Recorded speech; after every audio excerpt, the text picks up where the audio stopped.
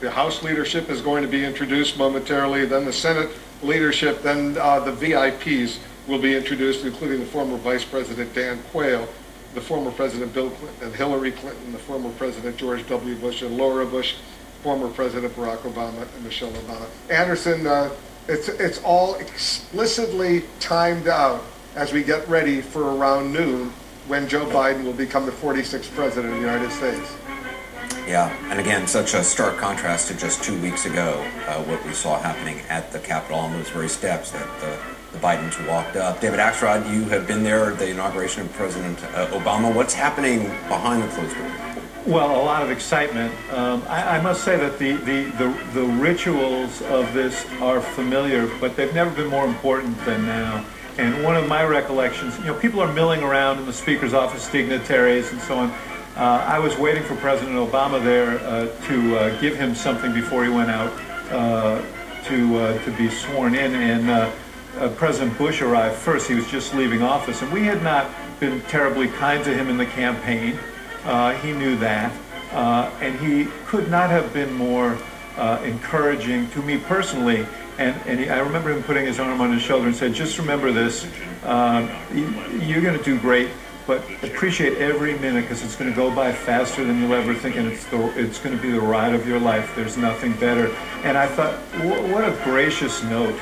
And I'm so happy to see him here because his appearance here is symbolically so important for our country, to understand that we are first Americans, and that when we transfer power from one administration to another, whether you're a Democrat or a Republican, we have a vested interest in your success.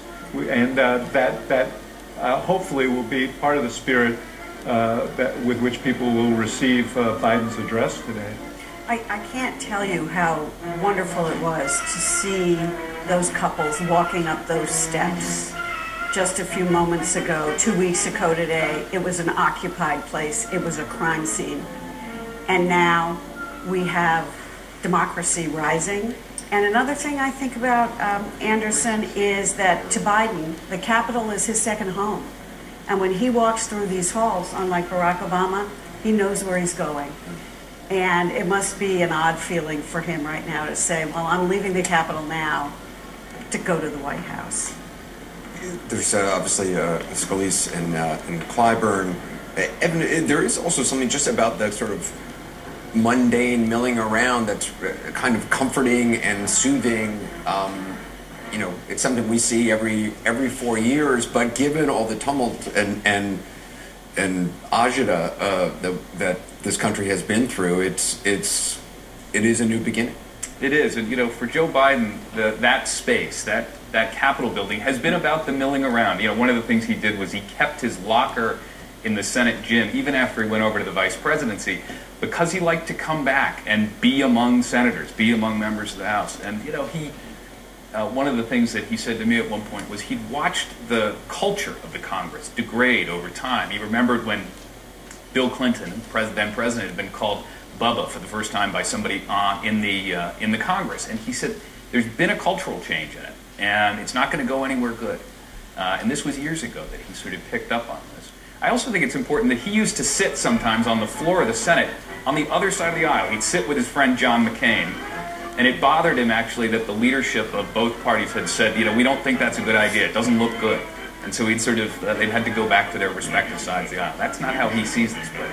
I mean, first of all, we had a near-death experience for our democracy. I mean, that's you're talking about watching the people go back up the stairs, and what Gloria was saying is so powerful. It was a crime scene, and now it's not. And now it's not. And you know, and I think that Joe Biden is going to train us to see the world differently. We got trained to look for threats under Trump, and to look for things to block and to be scared of. He's going to teach us how to look for opportunities, for common ground, for ways to come together. And it's happening right now. These are members of Congress. It's happening right now. Here we have people from different parties coming together, sit down, restoring these rituals, you know, and it does matter. And for me, you know, I was one of the people, you know, out in the crowd with Obama when Obama came. You guys were up there. I was out in the crowd. We were cold. You look good, by the way. Oh, yeah. A little tiny dot. I had my aunt with me. We were shivering.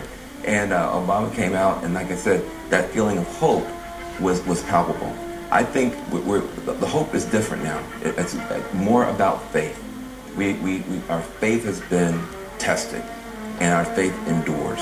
And I think I think you're going to see a different country come out of this. Well, you were among 2 million people who were out there. When I was sitting on that platform, I was looking at a sea of humanity. There will be no one there, and that will be symbolic of the challenge that we face. But when I watch soon-to-be President Biden come up those steps, it struck me that he walked those steps for the first time in 1973 as a young senator. His colleagues included people who served with Calvin Coolidge and Franklin Roosevelt. And now, 48 years later, he's walking up those steps, and he is a link to the past and a beacon to a better future. And it's really an interesting position. Who would have predicted that at this stage in his life he would be in that position? Jake Tapper, as President-elect Biden, soon to be President Biden, looks out, he won't see that sea of people that President Obama and President Trump saw. He'll see a sea of flags, 200,000 flags representing people who are not there. Also the reminder of the 400,000 dead in this country, and that number still on the rise, Joe.